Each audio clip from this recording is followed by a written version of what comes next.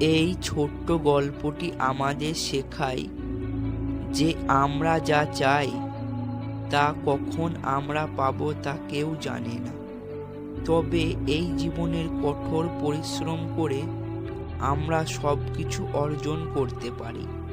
তাই চাওয়া পাওয়া বন্ধ করো এবং কঠোর পরিশ্রম করো, নইলে আপনার জীবনে সেই মূল্যবান সময়গুলো নষ্ট করে ফেলবে।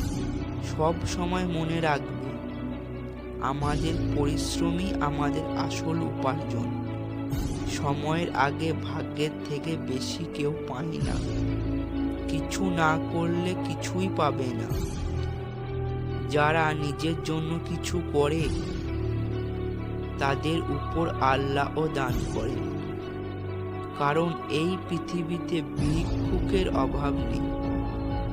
আপনারা কঠোর পরিশ্রম করুন এবং ধাপে ধাপে আপনার লক্ষ্যের দিকে এগিয়ে চলুন। একটি ভিডিও করতে অনেক পরিশ্রম করতে হয়। প্লিজ ভিডিওতে একটি লাইক করে চ্যানেলটিকে সাবস্ক্রাইব করবেন।